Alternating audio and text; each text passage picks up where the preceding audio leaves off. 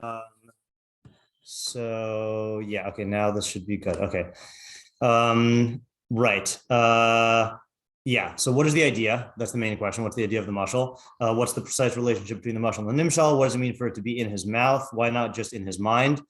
What does ksil mean in this context? Is it a generic ksil, a technical ksil? And if the latter, what is the definition, or what definition of ksil? 4 is so what? What's the consequence in terms of the mushal and the nimshal? And is the consequence to the ksil, or is it to others, or is it to both? Who's the intended audience? And then how did the ksil get the mushal in the first place? So we had 3 approaches yesterday, right? So we had Yaakov and I had a similar approach, which is that just as a drunk person is desensitized to the pain of a thorn in his hand when he really should feel it, so too the ksil is desensitized to something. So Yaakov said he's desensitized to the emotional impact of the mushal, which is what the point of the mushal is, one of the points of the mushal. And so he just doesn't impact him. And I was saying how he's by taking the mushal without the nimshal, that can harm you, and he's desensitized to that. And that also works with Sadigon, which is that he doesn't realize, he thinks that if he has a little bit of knowledge, then that can only be good, but a little bit of knowledge can be a dangerous thing. And then we had Ariel, Isaac, and Sadigon's ish approach, right? Which we kind of attached to the Ibn Kaspi, which is that he's trying to go, the ksil is trying, just like if you were to, a normal person were to smell a rose, he would carefully pick up the rose, not get pricked, and then smell the rose itself. But a drunk person would just grab at it and then like end up poking his nose and not even getting a good smell. So too, the ksil will try to lunge for the chachma, but not get the chachma, and he'll get hurt from the exterior of the mushal. Yeah. Okay, so let's, and then Isaac, after shiur, said that according to, this for my approach and Yaakov's approach, that if we just modify our approaches to say that it's a bramble, then that would explain the mouth of the ksil, that it's talking about the ksil saying the mushal, and what do you call? And therefore he is hurting himself and other people. It works, it doesn't entirely work for Yaakov's, because Yaakov's was saying that the ksil doesn't get impacted by the mushal. But if I'm a ksil and I tell you a mushal, you might get impacted by it. But I think it does work for mine, because if he's presenting it, in a distorted way, that can cause harm to the listener or to the teller. Okay, yeah. There's one other thought. I don't know if I was saying, but I think also when you do have like a bramble with then like a rose at the end, there's like many places where you can go wrong with like one particular place that you can go right. Right, that's a good point. Not being yielded by someone who's like very particular and very careful. Yeah. Then there are many ways like this mashal can go wrong. Yeah. And there's like one particular way that that's a good point, right? And that's true of good and truth in general, is that there are many more ways to go wrong than to go right. But it does fit the mushal really well. That's good. Okay, so let's do Metzu's David, who's our usual, one of our first go-to guys. So he says, Choach is kamo hakot haole biyad shikor, just like a thorn that goes into the hand of a shikor, shehu nokev kapav umazik bol acherim, that punctures his palms and hurts others. Kena mashal asher b'fi haksilim yazik la'atmo lacherim. So I think that, so too he's going to do damage to himself and others, right? So I think that fits in general with the approach we were taking. Okay, so now is there no Rabbeinu Yonah, or is there Rabbeinu Yonah? I didn't check. I think there's no Rabbeinu Yonah on these last pesukim. Yeah, that's unfortunate. I was hoping that it would do it like last time, where it brought down a Rabbeinu Yonah elsewhere. No, I think this is a case where we in the Morning Mishlei there are parts in the early commentary where the manuscript, we don't have the manuscript, and so I assume that that's the same for the last part also. Like it might be, who knows what's in the Vatican, but either way, we don't have it. So like in Rabbeinu Yonah, I think in around chapter 3 in Mishlei until chapter 10, then I think a lot of that is missing. And then around chapter 25, maybe 24, then there's a lot missing, unfortunately. Okay, so let's do the Meiri on all of them, right? So where does it begin? Which page? Oh, wow, and all of them. Yeah, on all three from last week. He takes them all the same. He takes them all as a sugya, just like we did.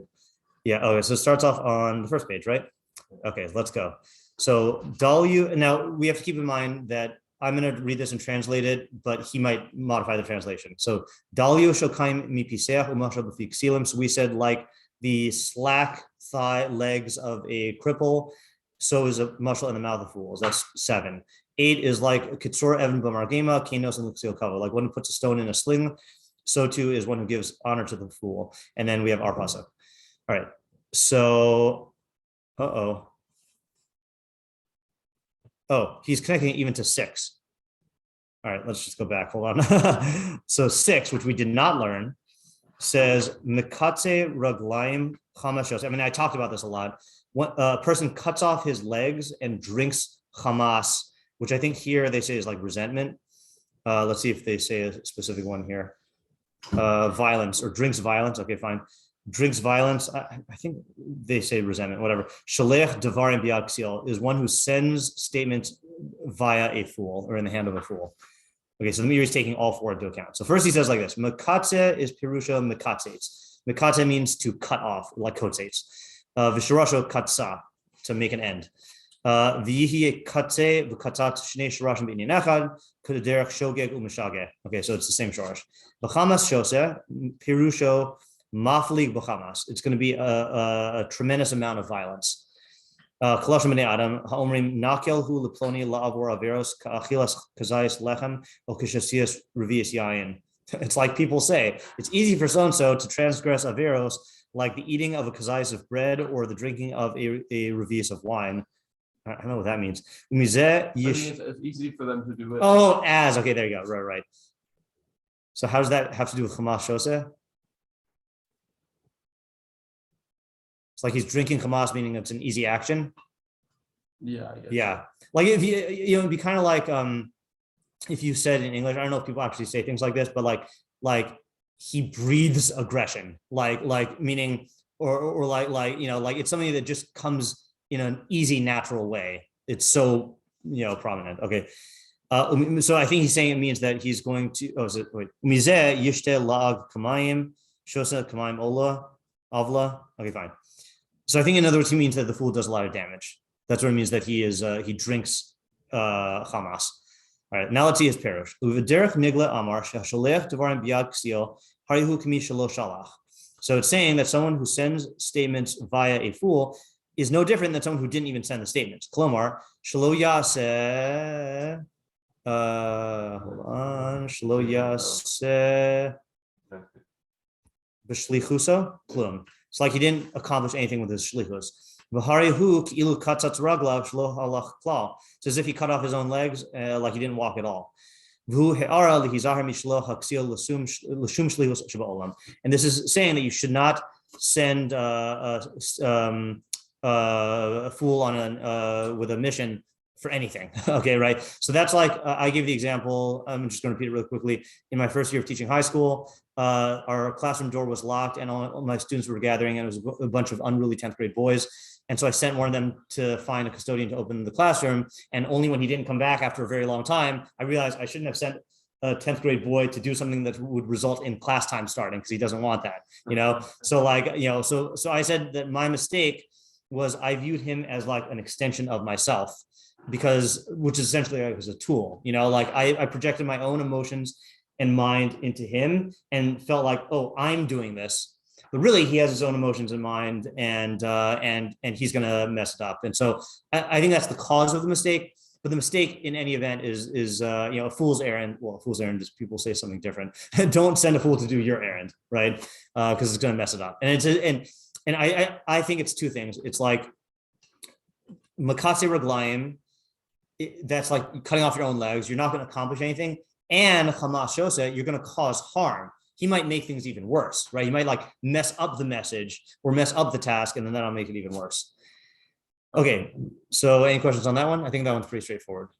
Yeah. Okay, V'amar dalio shokayim v'gomer nearly shapirusha husru. So he's taking the approach of dalio means to remove. Milashon Talmud dal ashturos karnayim mehacha, to remove. O pirusho kichashu v'dalu, or it means that they became weak and are limp. Minyan dalos v'rekos basar, like by the cows, right? That they are feeble and thin of flesh. O pirusho yaveshu, or it means that they withered. Kmo dalalu v'charevu. Okay, fine. So those are all kind of similar. And it's saying just as the legs of a crippled person are weakened, and they're as if they have been removed. Ooh, that's like Yaakov. So too, the sweetness of the mashal is weak in the mouth of fools. Oh, shehuk iluhusar, or it's as if it is removed. So that's interesting, right? So the sweetness, I think, meaning the emotional pleasantness that the mashal. The whole reason why you use them, well, not the whole reason. One of the reasons you use a mashal is to make the idea appealing. Yeah, right. Exactly. Yeah, so I think this works whether you say mashal is a metaphor or a parable, like we were talking about last night, or what was the other, or I guess you can't apply this to a saying, because a saying, is going to be a specific verbal form. I don't think anyone could be. I mean, technically, you could be bad at saying a proverb, but I don't think that that's the best meaning here.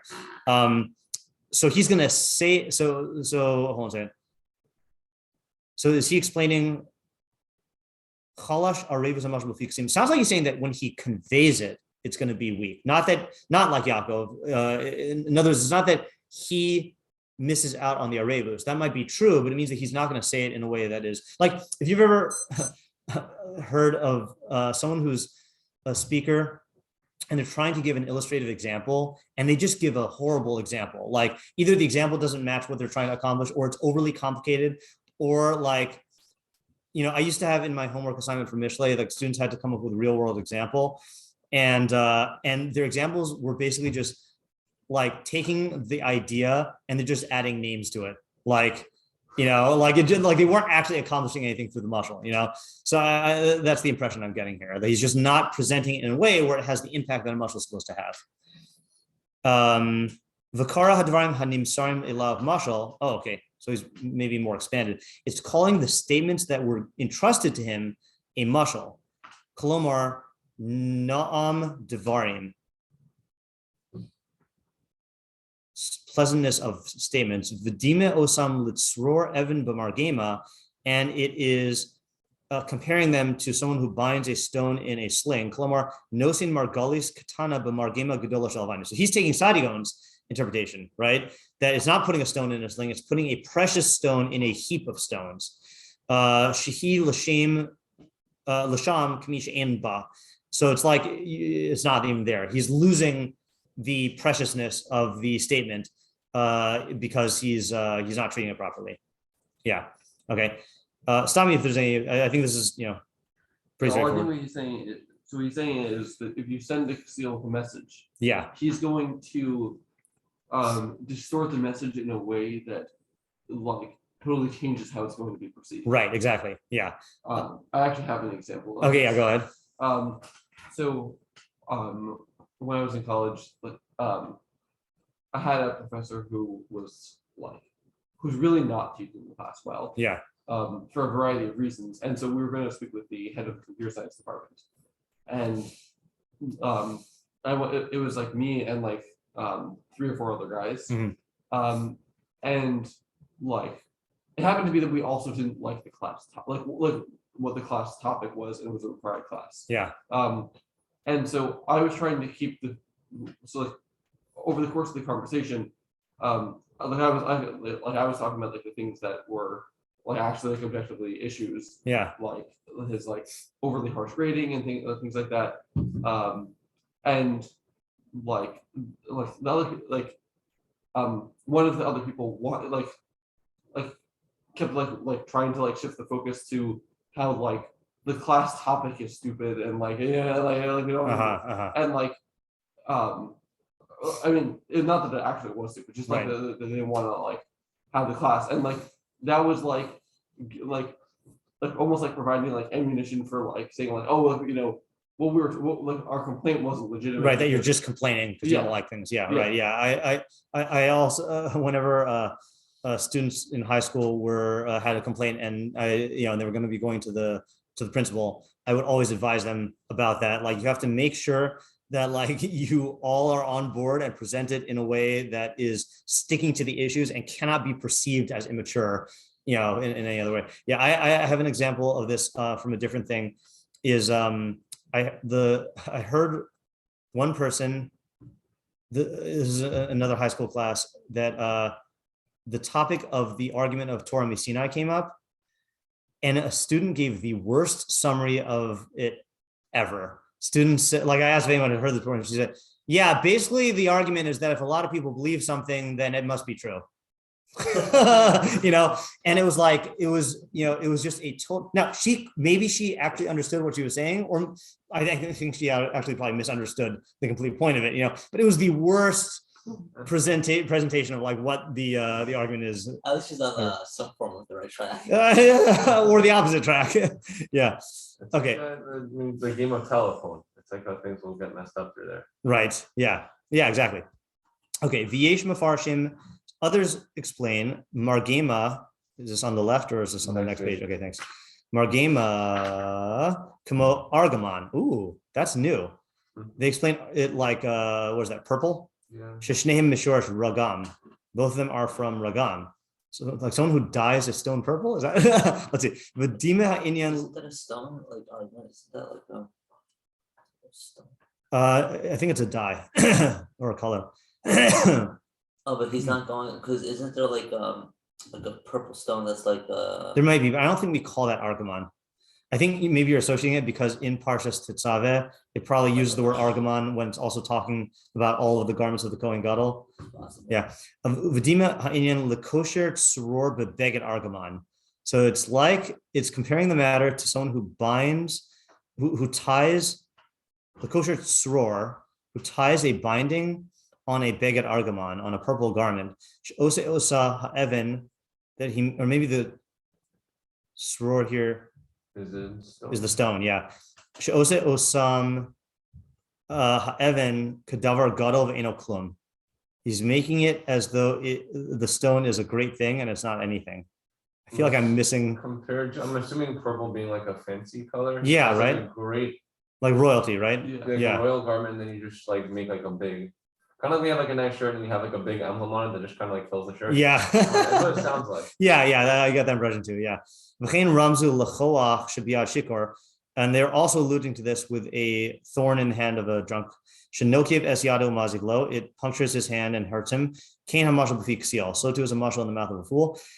Shelo yeda chomer hadavarim, he doesn't know the severity or the weightiness of the statements. Yachlif inyanam v'yachsiv kavanas hasholeach, he will exchange or mess up the content, and then v'yachsiv kavanas hasholeach, and then the intent of the sender will be futile, will be in vain, right? So that's like, I mean, the example you gave also suffices, but I'm trying to think of an example that specifically is stemming from not realizing the weight of the matter.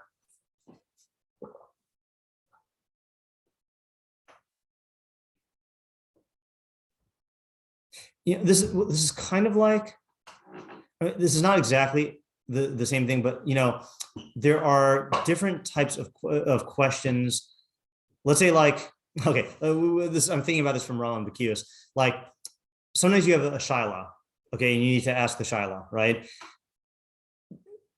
Certain shailas can be asked like after mincha when your rav is on the way out, and certain shailas you need to set up a meeting for and like have a talk about it to present it. And if you were to ask this weighty shaila when your rav is on the way out of shul, you're just not going to get the answer that like, you're not going to get the consideration for your question that thing deserves, or he might not answer, or so like if someone let's say like if I said there may many times when someone asks like a question, and since I don't paskin, I say, oh, go ask like your rav, like I don't mean just ask your rav in any old way. I mean like like, you need to ask it in the right way, in the right context, in the right manner, and if you aren't sensitive to those nuances, then the point of the shlichus is going to be in vain.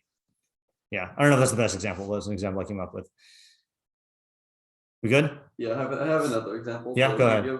Where I think I'm maybe currently like actively making this mistake. Okay. the mistake he's talking about. Yeah. So, like I had to work with a few other people on like a final project. Yeah. And I had like some like reservations about how well they were like actually doing the work. Yeah. But I kind of like trusted them to like that like they present the the material that we're writing up about like well. Yeah. And like they didn't present like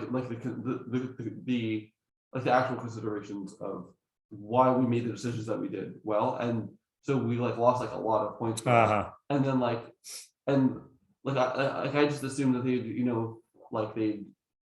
they'd appropriately present the things and like right. That's a good example. Yeah, totally. And I'm actually still making it. When I said I'm still making the mistake, is like we wanted to like talk to the teacher about our grade. Yeah. And I think I was like kind of like leaving it up to them. Oh, yeah. Yep, that's bad. Yeah. I think also not exactly what I think. I think working with that story, you could also have it in a similar way of you can like have a certain what we were talking before, like you like give him something to do. Yeah. There definitely could be like a certain feeling of like I'm not going to take like all the work for myself. Like I should be distributing the work. And that'd be like a good thing. Just feel like they're part of it, whatever it is. And like it'll be okay to like have some people take some stuff and have some responsibility, even if it's not going to work well. Yeah. But like no, these are like these weighty matters. Yeah. Yeah, you can't just assume that you can do some sums. Yeah, that's a good thing. Another example, by the way, is like the casual deployment of midrashim. That really like certain midrashim are okay if you just mention, and like it's not really gonna like matter. Like if it's a midrash that just highlights some sort of like shot detail or whatever, but like if you casually mention a midrash that you're not really understanding the weight of and like the ideas and like this is really like a deep metaphysical idea and you're just like throwing it out there, that's not gonna do justice to the intent of Chazal who said it. Okay. Ram Uvaderech Nister. Oh, so now he goes to Derech Nister. Okay, maybe he'll go back to Derech Nister. We'll see. Uvaderech Nister, Ramzuhu Zal V'Amru. So Chazal say, Hamalamid Talmid She'eno Hagun, Harihu Kuzorak Evan Lemirkulis. So Chazal say that one who teaches a student who's not proper in his midos, it's like he's throwing a stone at Merculus, which was an avodah zarah that was worshipped by throwing stones at it. Shneimar, as it says, Kitzur Evan B'Margima Kenos Nexil Kappa. The Inyan Pasuk Hu Lirmos Masha Amra Chacham. The idea of the pasuk is to allude to what the Chacham said, and this is the Mivkar Apninim and the Sefer Chasidim. Interesting. Al Timasru HaChachma Lami She'eno Roila. Don't give over Chachma to someone who is not roy for it, whatever that means. Pen Techam Suha, lest he do violence to it. I think Techam Suha is he do violence to the Chachma. Yeah. There's a statement. I think this is an English proverb. Yeah, casting pearls before swine. If you say that someone is casting pearls before swine, you mean that they are wasting their time by offering something that is helpful or valuable to someone who does not appreciate it or understand it, right? So like you threw pearl of swine, it's just gonna get it all muddy, or the variant that my teacher, Mrs. Scott, used to say is, I don't know if you've ever heard this. This is one of my favorite American proverbs. Never try to teach a pig to sing. It wastes your time and annoys the pig. But that's slightly different. Here it's saying you're devaluing the thing itself.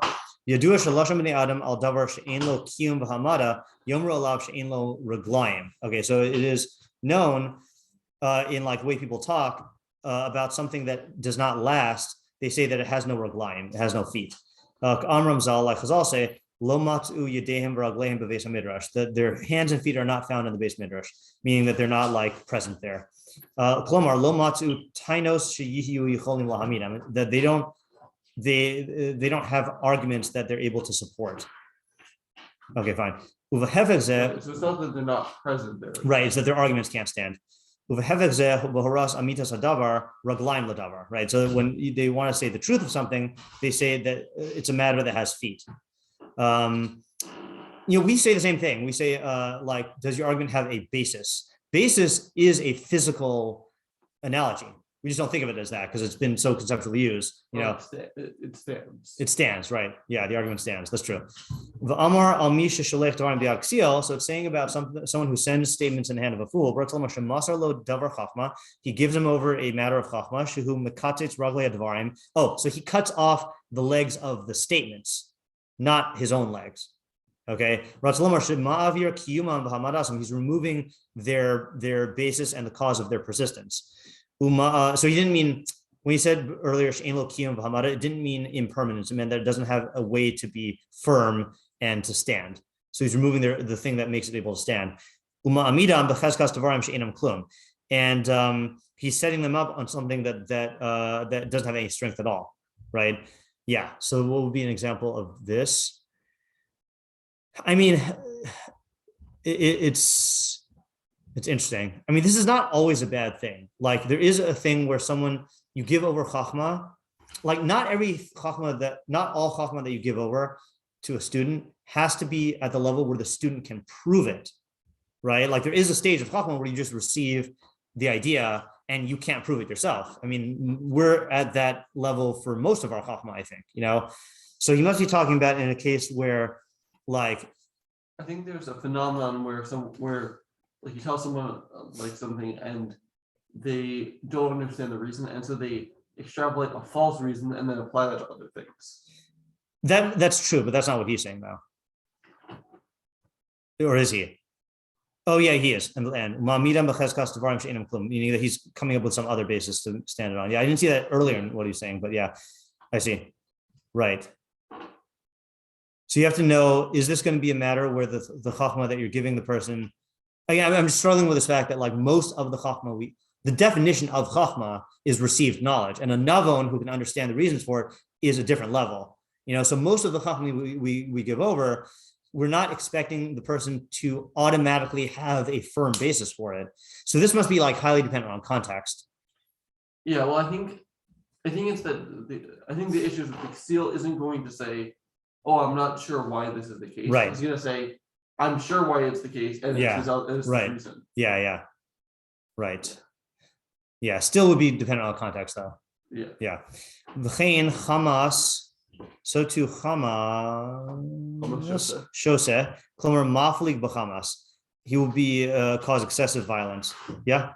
This made me think of also, like, when someone says something and someone, like, won't quote what the person said, they just say the idea they got from that. Yeah. And like taking off the legs of, like, what the actual right, that's true, right, original person. Yeah. And then all you hear is, oh, they'll say this person said such and such when it wasn't at all what they said, or just the Cecile's understanding of it, and then you completely, like, break the chain of what was actually right. That's good. That's a good example also. Yeah. Okay, fine. So you're doing violence to the statement of chachma, not to other people. Just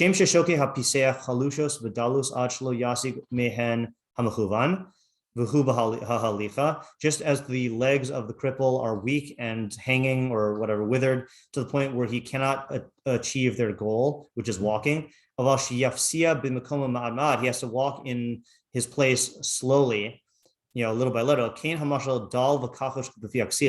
So too the mashal is weak and emaciated, whatever, in the mouth of the fool.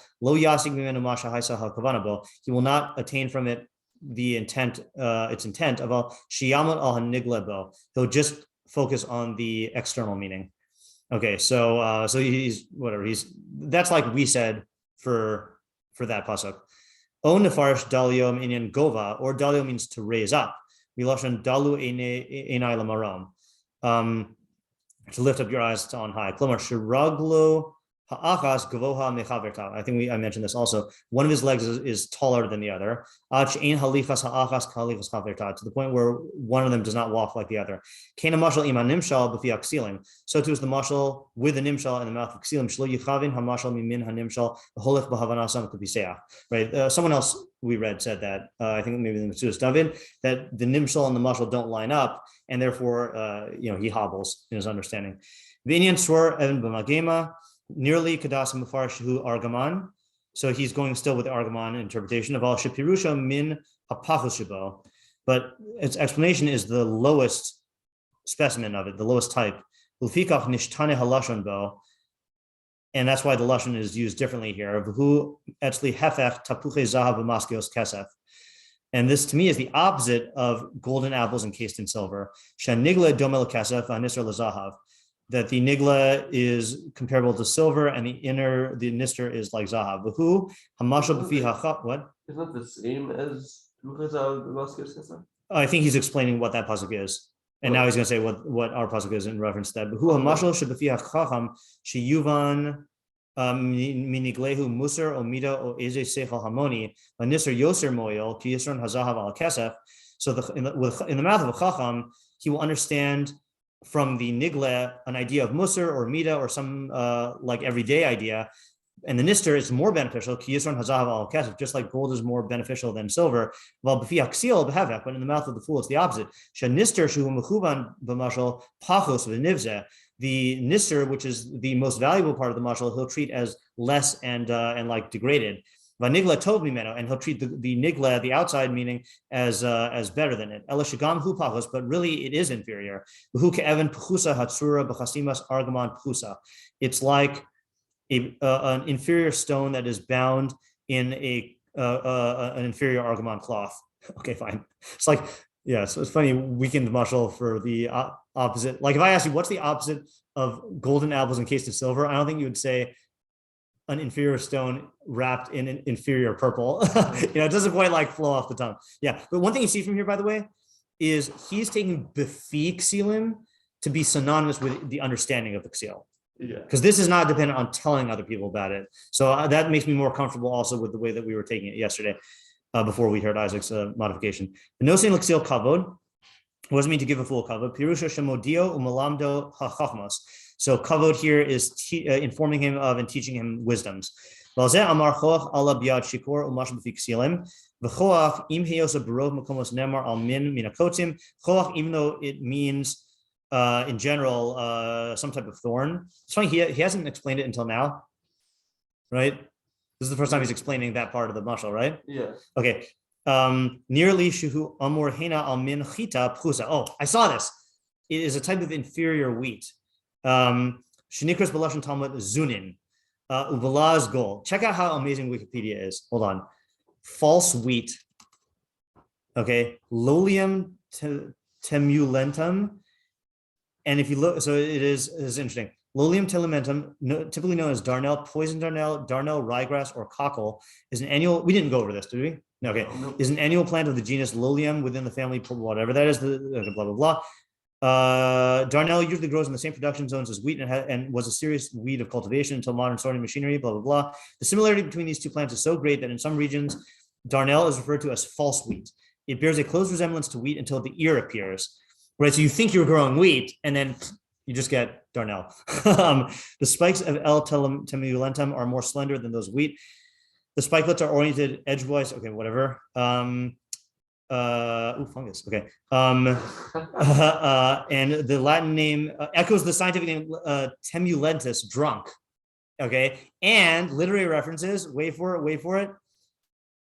Darnel is mentioned in the Mishnah in Kilayim 1:1 as zunin, similar to the Arabic zuan. You gotta love how Wikipedia is so thorough that they're quoting a Mishnah in Kilayim in a thing about wheat. Wow. Yeah. So there you go. Okay, so how is he interpreting it? So completely different than what we had. So like false wheat that comes up in the hand of a drunkard. Okay. So Meiri says, he says the French is gold. Do we see anything that looked like the word gold here? Gloom, maybe? No. No. So the French word for darnel is red. Yeah. All right. So that doesn't work out then. Okay. That would be cool though. Okay. I'm assuming that the Meiri's laws is French, but maybe it's not. The kamohu tachas chita yatsa choach. In place of wheat emerges choach. Okay. So in Eov, it's using it not as thorns, right? That wouldn't make any sense, but as like false wheat. When the shikor comes to harvest his wheat or his harvest, he thinks he has a stalk of real wheat, but it's just this false wheat. Who machazik ba, and he holds on to it. She thinks he holds on to it because he thinks it's wheat, but he doesn't sense the difference. Kain aksil, so too the ksil, kishiyure hamashal, when he sees the mashal, who choshev she'ein bo mechuvan acher, he thinks that there's no actual other intended purpose. And he takes onto it as though it is the purpose. A better example of this in modern day, because we're not in an agrarian society, is fool's gold, right? That's a similar thing. Iron pyrite, they call it fool's gold because people thought it was gold, and it turns out to not be, Yeah. I don't know why you need a drunkard though for this mashal, right? Like, I think it's that his reasoning is dull, so he thought. Right. Yeah. I mean, he's taking drunkard not literally though, right? Because it's not like the mistake that this is a farmer who planted stuff, right? Yeah. So it's not like in the case of the rose. You don't know until it comes out. Yeah. Right. But I'm saying like that's not dependent on the being drunk at the time of the harvest. Yeah. Yeah. I think it's. Whereas let's say like with Ibn Kaspi, like you can have like a rose, and when the guy is drunk, he'll mispick it, and when he's not, he'll get it right. Like, this is like, he's really relegating the shiur part of the mashal to a very, very unimportant thing, or taking it non-literally. The harvest part, I think. Yeah, but I'm saying like that, even with the harvest part, he's not really like a drunk guy doing the harvest is not the ikar. It's that you just don't know the differences between the wheat. It's not davka drunk. Yeah. Right. Yeah. Not the most satisfying interpretation of that thing. Yeah. I mean, I think he's saying shiur is like a reference to someone who's like an example of someone who's not fully mentally there in the activity. Yeah. Still, not pleasing to me. Okay, let's look at them in terms of the explanation. Yeah. In terms of the explanation, I think that's that's an example of like what you're talking about in Midrashim, where if someone still gets like a midrash that has a lot has very deep meaning, but but like they don't know it, then they'll seize onto the mashal aspect of it and say insist that there's no. Right. So a categorical way that people make that mistake is midrashim that supply like additional narrative points. The ksil will take that as though Chazal are trying to teach history, and they're not even aware that Chazal are trying to teach ideas.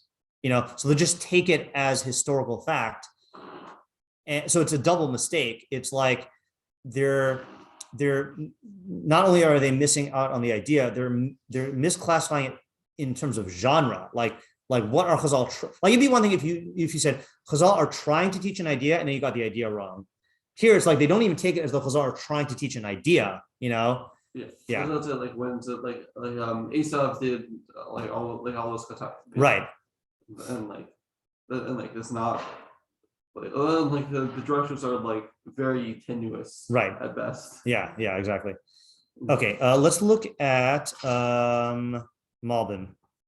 Malbim on pasuk 9, because we did pasuk. We didn't do it, but fine. Okay, 9.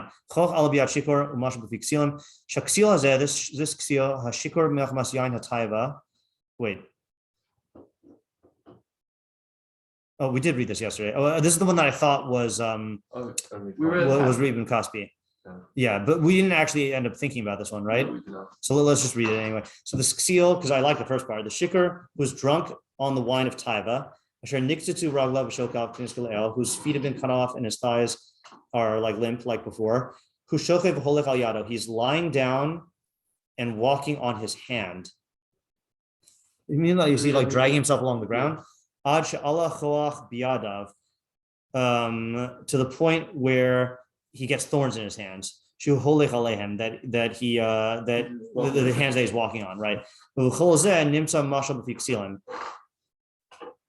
And with all this, you find a mashal in the mouth of the fools. So to cut off from the mashal the legs, which are the pillars of Chachma. Muvar hamashal hanimsa b'fiv. Oh, so he connects it to the next pasuk. What is the next pasuk? Rav mecholel kol v'socher ksil v'socher ovrim. I don't even know how to translate that. Rav mecholel kol. Let's see how he translates it. Let's just go to the Beer Devarim. Rav mecholel kol. Rav tor lashem yisbarach. Rav is a description, attribute of Hashem. Shu Rav va'adon al kol. So a master. Who molid es kol habruim. He gives right, creates all things. The socher is nosen sahar, is to pay. So let's see how he's saying this. So Rav, like a higher, someone who hires. Yeah. And over. Right. So a master mecholel kol. Let's see what he says. Humer Hashem bore umolid kol hanashim hanimsaim. This might be totally far afield from what we've been doing. Hashem creates all existing people. Hatzadik Rasha. So whether it's a tzaddik or a rasha or someone who follows chachma or someone who goes after his taivas, hakol me'Hashem, everything's from Hashem. Adam, the choice is not with a person, but Hashem socher ksil. Sorry, hakol me'Hashem, ve'in b'chira b'yad ha'adam. Does that mean that I don't know what that means. Hashem socher ksil, nosin schar gam l'haksil hanimshach l'taivosav. God also rewards the fool who follows his taivas. Nosin schar gam la'ovrim al mitzvosav, and he also gives reward to the people who transgress his mitzvos. L'chol over b'tevel, and anyone who passes through the world. Ketzadik karasha, hakol sechurim ita. Everyone's rewarded from God. Kfi shebara'am ukfi hakol sheshasal bam. According to how he created them and the capacity that he implanted in them. Im l'chachma im l'taiva. Ein ma'aseh v'das v'cheshbon v'onesh. In b'chira b'yad ha'adam v'hu mukhrach l'masav. Sounds like he's articulating a false idea. I don't get what he's doing. Oh, hu omer. I think this is what the fool is saying. Umavar hamashal hanimsa b'fiv. Hu omer. I don't know where he's getting this from, but it sounds like he's articulating what the fool is saying. The seal says like that there's no bechira. There's no bechira. Like it's just my nature. I can't help it. Yeah, right. Or, yeah. Like okay, that's weird, and I think we got to end anyway. But so let's just summarize. What new things did we get from the Meiri? There were a lot of old things, but what were the new points? So one idea, I'm not going to go in order. One idea was the thing that if you first of all, there was the parish of pasuk vav, right, which is that you're gonna, if you send the fool with any message, you're gonna. It's never gonna end well. It's never gonna end well, right? It's gonna often cause more harm than you started. Then we had the idea that you're cutting off the legs of the statement that you're making, that the chachma that you give to the fool, he will replace its real basis with a false basis or bad evidence or bad arguments.